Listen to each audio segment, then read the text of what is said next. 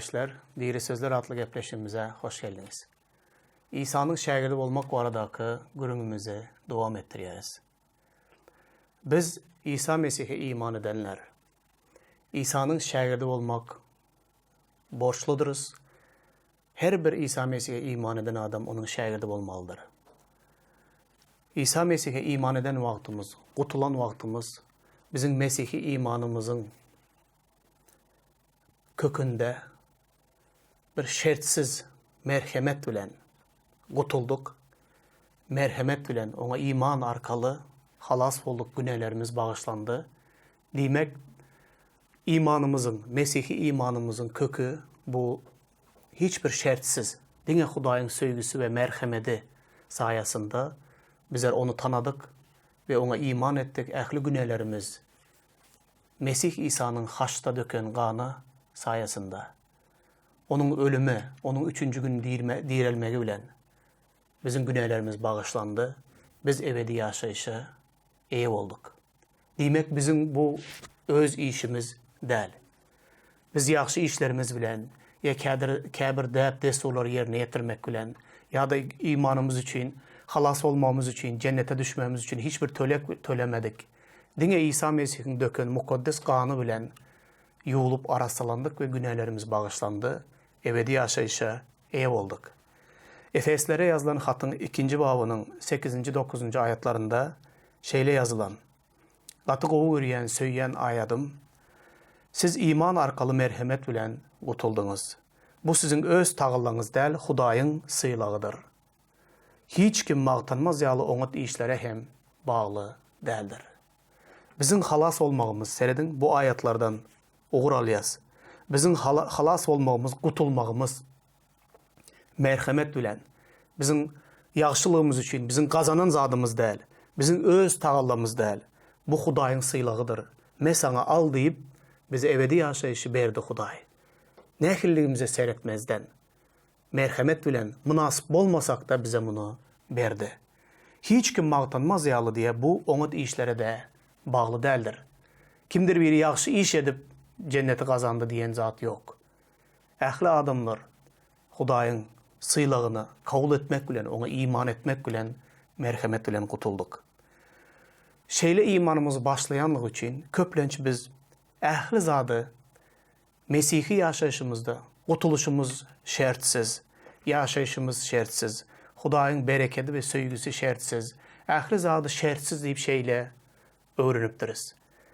Ama kabir zatlar şertlidir kadırlı onlar. Kabir zatların şeyle bir şertleri vardır. Bu da İsa'nın şagirdi olmağın şertleridir. Bugün men şertli olan zatlar vardı geplemek isteyen, onlar vardı gürrün etmek isteyen. Seyredin, geçen gepleşiklerimizde gürrün ettik. İsa Mesih bilen şahsı duşan Resul Paulus vardı. Resul Paulus İsa Mesih bilen şahsı duşan vaktinde Paulus ondan "Ya Rab senin için ne etmemi isteyersin?" deyip ondan soradı. Sonra İşaya peygamberin Huday bilen duşanlığı vardı. Okadık. 6. babtan. O da özünün günahligini Hudayın önünde tövbe etti ve özünün günahligini gördü. Ve Huday onun günahlarını temizledi ve arassaladı. Onun doğduğunu yanıp duran köz bilen arassaladı. Ondan sonra şol bir zadı İşaya da ayttı. İne men gideyim, meni iyi ver deyip Hudaya yüzlendi. Bugün men şagirdlerin durmuşundaki İsa'nın koyuyan şertleri vardı, gürrün etmek isteyen. Bu şertler bize bir zadı görkeziye. Kitapta yazılan, her bir iman ediyen adam, Hudaya iman ediyen adam, ol Hudayı ehli zattan beyikte koymalıdır. Ehli zattan beyikte ve onu bütün canı teni bilen söymelidir deyip kitapta yazılan. Gelin bunu ilki bilen okalım. Matta'nın hoş havarı 22. babda 34-40. ayetlerde en ulu tavşırık deyip İsa'nın veren tavşırığı var. Fariseyler İsa'nın Sadukeylerin sesini çıkartmayandığını eşidenlerinde bir yere yığınlanıştılar. Onlardan bir kanunçu İsa'nı sıynamak için "Muallim, kanunda en ulu tavşırık näme? deyip soradı. İsa ona şeyle deydi. Hudaýyň Rebbi bütün yüregiň, bütün janyň, bütün düşünjen bilen söý. Şu birinji we iň uly tawşyrykdyr. İkincisi hem şonuň ýaly. Goňşuňy özüň ýaly söý. Bütün kanun we peýgamberler ýazyglary şu iki tawşyryga baglydyr diýdi. Ine bu ayatda biz bir zady görýäs. Fariseýler, dindarlar İsa Mesih'i synamak üçin ondan hany bilermi bilmezmi? Ya da kanundaky yazılan zatlary nähili yorum yorar, nähili bulary düşündirer diýip İsa'ny synamak üçin ondan soradylar. Iň uly tawşyryk näme diýdiler? İsa hem kanunda iň uly tawşyryk Hudaýyň Rebbi bütün yüregiň, bütün janyň, bütün düşünjen bilen söý. Şu birinji we iň uly tawşyrykdyr diýip jogap berdi. Eger İsa'nın şagirdi bolmak islesek, hakykatdan da İsa'nın izine ermek islesek, onda bizim durmuşumuzda iň uly we birinji tawşyryk hemişe iň ýokary ýerde bolmalydyr, gadyrly doganlar. Bizim her birimiz Hudaýy, Rebbi, bütün yüregimiz bilen, bütün canımız bilen, bütün düşünjämiz bilen, bütün barlygymyz bilen Hudaýy söýmelidiriz. Ol ähli zatdan ýokary derejede durmalydyr. Bu tawşyrygy ýerine ýetiren wagtymyzda, bu tawşyryk hemişe bizim içimizde, yüregimizde bolan wagtynda, Hudaýa bolan söýgümüz ähli zatdan beýik bolan wagtynda, diňe şonda biz İsa Mesih'iň şagirdi bolup bileriz. Diňe şonda biz İsa Mesih'iň hyzmatçysy bolup bileriz. Diňe şonda biz İsa Mesih'iň izina erip bileriz. Bu ayatlara esaslanyp men 3 hili şert ortaya çıkardım. Bu da Hudaýyň sözü bilen tassyklanan, bugün bunu sizin bilen belelikde serederiz. İsa'nın şagirdi bolmak üçin nähili şertler bar. Bu şertlerin birincisini öz-özüňi ret etmek diýip aldım. Öz-özüňi ret etmek. Markusun hoş habarında 8. babyň 34-37. ayatlarında yazılan. Öz-özüňi ret etmeklik. Gelin bu ayatları bilelikde okalım ve öz-özüňi ret etmeklik barada gürrüň edelim. İsa märeke bilen öz şagirdlerini ýanyna çağırıp olara şeýle diýdi. Kim meniň izime ermek isteýän bolsa, özüni inkar etsin de haçyny alıp izime düşsün. Çünki kim janyny halas etmek islese, onu yitirer. Ýöne kim janyny meniň üçin hoş habaryň orunda yitirse, onu halas eder. Sebebi, bir adam bütün dünyanı gazanyp da öz janyny ýogaltsa, ona näme peýdasy bar? Adam öz janyna derek näme berip biler. Ine bu iki ayatda İsa öz-özüňi ret etmek baradaky gürrüň edýär. Öz-özüňi ret etmek üçin näme üçin bu İsa'nın şagirdi bolmagyň birinji şerti diýip aldyk. Näme üçin İsa bu sözlere uly märekege ve öz şagirdlerini ýanyna çağırıp olara bu sözleri aýtdy. Aslında bu eşitmesi ağır olan bir sözler. Uly märekeni şagirdlerini ýanyna çağırıp kim meniň izime ermek isteýän bolsa özüni inkar etsin de haçyny alıp izime düşsün. Çünkü kim janyny halas etmek istese onu yitirer, kim janyny meniň we hoş habaryň uğrunda yitirse onu halas eder diýdi. Şagirdler üçin bu bir ağır bir şert bolup durdu. Näme üçin bu ağır bolýar? Sebebi bu şertin içindäki iň ağır olan zat iki bölekden ibarat seredin. Kim meniň izime ermek isleýän bolsa, ol öz-özüni inkar etsin de haçyny alıp meniň izime düşsün. Öz-özüni inkar etmedik adam hiç haçan haçyny alıp İsa'nın izine ermez. Adam niresinde kıyınçılık çekýär? Bu İsa'nın aýdýan, goýýan şertinin birinji bölümünde adam köprek kıyınçılık çekýär. Bu da öz-özüňi inkar etmeklik. Öz-özüňi inkar etmeklik doganlar. Dünkü gepleşiklerimizde de, bu gepleşimizin birinji bölümünde de men Resul Paulus barada gürrüň etdim. Köp resullaryň, peýgamberleriň durmuşuna önüs berdik. Seredin, Onların ählisinin durmuşunda İsa Mesih bilen duşmazdan ozal öz özünün öňde goýan magsatlary, öňde goýan islegleri, yetmek isteyen dereceleri, umuman aydan wagtynda adamın özünün durmuşunda öz planları bolýar. Her bir adamın kim bolasy gelýär, nirde ýaşasy gelýär, näme edesi gelýär, kime öýlenesi gelýär, kime durmuşa çykasy gelýär, nähili işte işläsi gelýär. Ähli zatlarda adam öz özü üçin näme ýasaýar? Bir plan ýasaýar, bir isleg ýasaýar. Aslında häzirki döwürde adamlar öz isleglerini bir kagaza ýazyp öz planları bilen hereket edýär, ýaşaýar we özüniň öňünde goýan magsatlary üçin, olara yetmek üçin elinde baryny edýär. Gerek olan bilimi alýarlar, gerek olan tejribeni alýarlar, gerek olan işi öwrenýärler. Özüniň janyny näçe gynnasalar da, öz janyna näçe kynçylyk getirseler de, öňünde goýan maksatlaryna, kazanmak isteyen zadyny kazanjak bolan maksatlaryna yetmek üçin öz janyny hiç ayaman hereket edýär adam. Beýle adamlar İsa Mesih bilen duşan wagtynda olaryň durmuşunda şu öwrülýän ýagdaý emele gelmeli. Näme zatdan öwrülmeli? Adam öz özüni inkar etmeli de haçyny alıp, yani ölümünü alıp, kynçylyklaryny alıp İsa'nın izine eğermeli. Haç bu hemişe kynçylyk bilen bagly. Haçyny üstüne alıp İsa'nın izine eğermeli. Diýmek ki özüňiň bütün ömrü yasan planyny, isleglerini, yetmek isteyen, yaşamak isteyen, gitmek isteyen, ähli arzu isleglerinin hemmesini bir gyra koyup, Rabbim, meniň näme etmemi isteýärsiň? Senin üçin men näme etmeli diýip Hudaýyň ýanyna gelmeli. Ve durmuşunda yüze çykjak kynçylyklar bilen bilelikde. Bu haçyňy, haç diýmek, haçyňy alıp izma düş diýeni budur.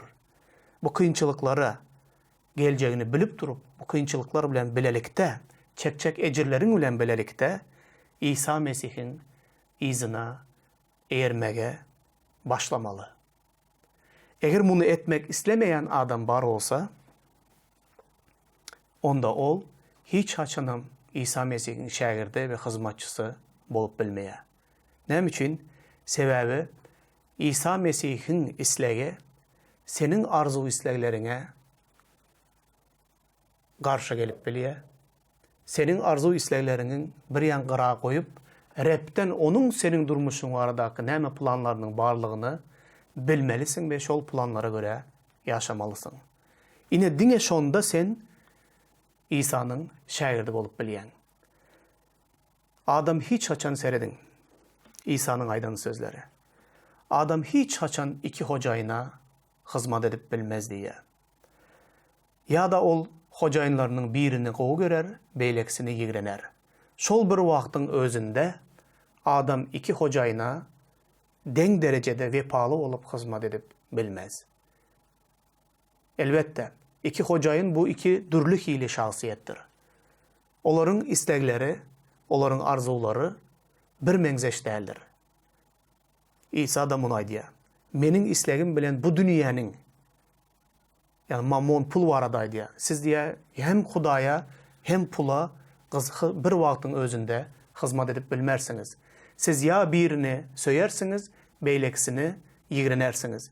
Ya birine vepaly bolarsyňyz, beýleksini olsa äskermezlik edersiňiz. Umuman aydan wagtynda hiç bir adam iki hocaýyna hizmet edip bilmeýär diýär. Yine de İsa bir yerde dünýä bilen aýdýar. Bu barada köp gürrüň etdik. Adam, bu dünýäni söýen adamda Hudaýyň söýgüsi ýokdur. Dünýäni söýýän adam, dünýäniň arzu islegini, dünýäniň keyip sapasyny, dünýäniň ýaşaýyş şertlerini, dünýäniň ýaşaýyş isleglerini, dünýäniň hödürleýän zatlaryny söýýän adamda Hudaýyň söýgüsi ýokdur. Ol Hudaýy söýüp Hudaýyň izine eğermegi başarmazdır diýip Hudaýyň sözü aýdýar. Seredýäňizmi? İsa'nın padşalygy bilen bu dünýäniň padşalygynyň arasında tapawut bar. Bu dünýäniň padşalygy pul bilen ýöredilýär. Bu dünýäniň padşalygy günä bilen ýöredilýär. Bu dünýäniň hödürleýän zatlary ählisi wagtlaýyn ýok bolup gitjek günäli lezzetlerdir. Emma İsa'nın padşalygynyň şertleri ve düzgünleri bu dünýäniň şertlerine ve düzgünlerine doğru gelmeýär. Şonuň üçin bu ýerde öz özüňi biz hem adamlar günäkar adamlar, köprek günäli adamlar Hudaýyň islegine göre däl, olar öz islegine, bu dünýäniň hödürleýän, bu dünýäniň bermek isleýän, bu dünýäde kimdir biri bolmak, bu dünýäde näme zatlara eý bolmak, nämedir bir zatlar kazanmak, bu dünýäniň prinsiplerine göre ýaşaýan günäkar adamlar bu günäli islegleriň ählisini bir ýan gyra çekip goýup bulardan el çekip öz özünü ve öz ýaşaýşyndaky goýan planlaryny we maksatlaryny ret etmese, onda olar haçyny alıp İsa Mesih'in izine eğerip bilmeýärler. İsa Mesih'in izine eğermedik hiç bir adamım cennetin kapısına barıp bilmez, içine girmek aňarda dursun. İsa'nın izine eğermedik hiç bir adam cennete girip bilmez. Ve onun şagirdi olup ona hizmet edip bilmez. Şunun için biz adamlar iki dünya arasında bölünüp kalıyız. Bu dünyada da soňky adam bolmak islemeýäs. Bu dünýäde de gowy ýaşamak, gowy zatlara eýe bolmak isleýäs. Bu dünýäniň de berip biljek zatlaryndan peýdalanmak we bu dünýäde de özümize ýokary derejede goýup ýaşamak isleýäris. Şol bir hatarda düşünýäris aklymyz bilen ýüregimizde. Bu dünýäniň wagtlaýyndygyny, wagt geler Hudaýyň padşalygynda, cennette de ýaşasymyz gelýär. İsa'nın da şagirdi bolasymyz gelýär. İsa'nın izine eğermek isleýäs. Emma iki dünýä arasında ýaşaýan adamlar gaty köpdür. Bir ayakları bu dünýäde, bir ayakları da İsa'nın izine eğerjek bolýar. Netijede adam näme diýär? Dowlulygyna dünýä bilen bolup bilmeýär, dowlulygyna İsa'nın izine eğerip onun izinden gidmem bilmeýär. Şol bir yerde durup adam iki tarafa bölünüp hiç bir üstünlük olmaýar, hiç bir öňe gidişlik olmaýar. İsa'nın şagirdi bolmaga da karar kabul edip bilmeýärler. Diňe bir sebäbe göre olar öz özlerini ret edip bilmeýärler. Öz özlerini ret edip bilmeseler İsa'nın izine de eğerip bilmeýärler. Men bu aýada okan wagtymda häzirem meniň üçin käbir zatlar kyn bolýar. Düşünmesi kyn bolan zatlar var, yerine getirmesi kyn bolan zatlar var. Seredin. İsa märeke bilen öz şagirdlerini ýanyna çağırıp olara şeýlediydi. İsa'nın daş döwreginde köp mahelle adamlar bolýardy. Ol nire varsa adamlar onun daşyna toplanýardylar. Şagirdleri hem şol bir hatarda onun daşına toplanýardy. İsa belki olara başka bir zatlar aýtsa bolmazdymy? Yeňilrek bir zatlar aýtsa bolmaýadymy? Ay siz nähili ýaşasaňyz ýaşa görüň. Maňa iman etseňiz boldy. Men Mesihi diýip aýtsaňyz ýeter. Hudaýyň padşalygyna girersiniz. Diýse, olaryň gulagyna ýakýan, ýa size onu berjek, ýa size bunu berjek. Maňa iman etseňiz hiç kesel bolmarsyňyz. Maňa iman etseňiz hiç bir zada zar bolmarsyňyz, baý ýaşarsynız. Maňa iman etseňiz ähli tutan işiniz üstünlükli bolar. Bu dünýäde de iň ýokary derejede adamlar bolarsyňyz diýip, adamlaryň gulaklaryna ýakýan bir zatlary aýtsa bolmazdymy? Her safar İsa Mesih onun daş töweregine adamlar üýşen wagtynda märeke bolsun, şagirdleri bolsun, İsa olara hakykat aýdýardy. Hakykat şundan ibarat. Olaryň eşidesi gelmeýän hakykat aýdýardy. Kim meniň izime eğermek isteyen olsa özünü inkar etsin de haçını alıp izime düşsün. Çünkü kim canını halas etmek istese onu yitirer. Yöne kim canını meniň ve hoş habarın uğrunda yitirse onu halas eder. Sebebi bir adam bütün dünyanı kazanıp da öz canını yok olsa ona näme peydası bar. Adam öz canına derek näme berip biler. Bu ayatlarda İsa şunu aýdýar. Eger menden yüz öwürüp, menin izime eğermege kıyın görseniz, eşitmek istemeseniz menin aydayan zatlarımı, öz özümü bu dünyanın berip bilecek zatlarını ret edip bilecek değil diyseniz, onda siz menin şagirdim bolup bilmersiniz, menin izime de eğerip bilmersiniz, cennetteki baki yaşayışı da unudun diye. Onun izinden şeyli zatlar aydiya. İsa'nın izine eğersem, men canımı yitirerim, men korkarım, bu korkunç zat. Belki men hiç açan meşhur olmarın, il arasında hormatım olmaz, adamlar men üstümden güler diyseniz. Canımı yitirerim İsa'nın izine eğersem deyip korksanız. Onda ne mi diye İsa? Çünkü kim canını menin izime eğermen, öz canını halas etmek istese onu hemişelik ne eder? Yitirer diye. Kim canını menin ve hoş havarın uğrunda yitirse, ol onu halas eder diye. Sebebi bir adam seredin. Bütün dünyanı kazanıp da öz canını yoğaltsa, canı da özak oduna gitse, bu dünyada bay olup, bütün dünyanın baylığına ev olubam, vaxtlayın 70, 80, 90 yıl yaşap, bu baylığı bilen ölüp, özem dözaka gidiyen olsa, canını yitirse, ama bütün dünyanın baylığını kazansa, bu adam için onun neme peydası var deyip İsa diye. Menden yüz övrüp menin izime eğirmen, bu dünyada göre yaşayacak, bu dünyanın şartlarına göre yaşayacak, bu dünyanın verecek zatlarını kazanacak deyip, bütün dünyanı kazansanız da, bu kazanan zatlarınız ile cennete girip bilmeyeniz diye İsa. Onda bu kazanan baylığınızın size neme peydası olur. Çünkü adam öz canına derek, Hudaya nähile tölep biler, näme berip biler, näme hödürläp biler, mal berip biler mi, pul berip biler mi Hudaya, näme baylık bilen cennetteki yaşayışı satın alıp bolar. Hiç bir zat bilen satın alıp bolmaya. Şoň üçin İsa diye, bunun diňe bir yolu var. Bu dünyanın baylygyny, lezzetini, günäsini, ähli zadyny, öz özüňi de, öz özüňiň isleglerini, planlaryny ret et de, menin izime eğer, haçın al da menin izime düş. Menin izim bilen gitsen, men seni yaşayışa, ebedi yaşayışa, cennetteki yaşayışa men seni elterin diye. Menden yüz övrüp bu dünyada kalsan, canını korumak istesen, bütün bu dünyanın baylığını kazanmak istesen, kazanarsın belki. Belki kazanmarsın. Bu da yengil bir zat değil. Kazansan bile, öz canını yitirsen bunun senin için hiçbir peydası olmaz.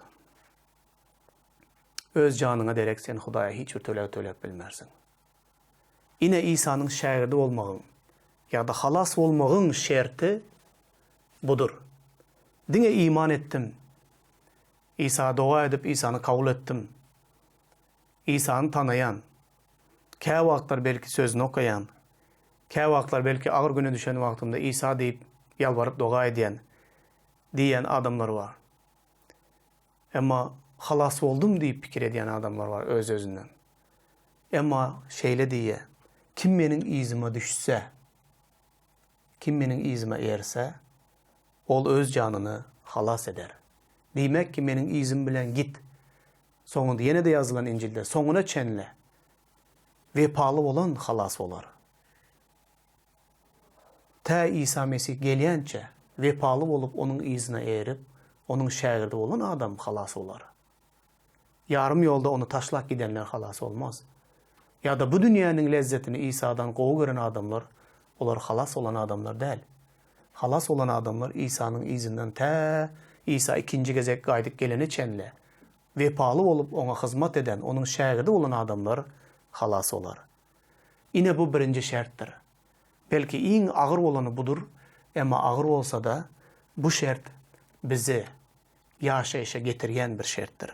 Hakikatten de Hudayın merhametini duyan olsanız, Hudayın hakikattanım beren ebedi yaşayışına ev olan olsanız, İsa Mesih'e yürekten iman eden olsanız, yankı yokordaki okan ayetimizde bütün canın tenin bilen İsa Mesih'i söyleyen olsan, onda bu dünya sana ne hili kıyınçılık getirse de, sen bu dünyanı ve öz isteklerini de ret edip, Rabbi ahli zattan yukarıda koyup onu söyleyen olsan, onda İsa Mesih'in izine eğerip, haçını alıp onun izine düşmek, özüni ret etmek bu kıyın bir zat değil. Aslında bu kıyın bir zat değil. Eğer Hudaýy bütün yüregiň bilen ähli zattan beýikde goýup onu söýýän bolsaň, onda sen öz islegiň we bu dünýäniň berýän zatlaryny yeňillik bilen ret edip bilersiň. Çünkü adam kimi söýýän bolsa, onun üçin ähli zady bermäge taýýar bolýar. Eger biz öz özümüziň isleglerimizi Hudaýdan ýokarda goýsak, bu dünýäniň keyip sapasyny Hudaýdan berip biljek zatlaryny Hudaýdan ýokarda goýsak, onda bizde Hudaý söýgüsi ýok.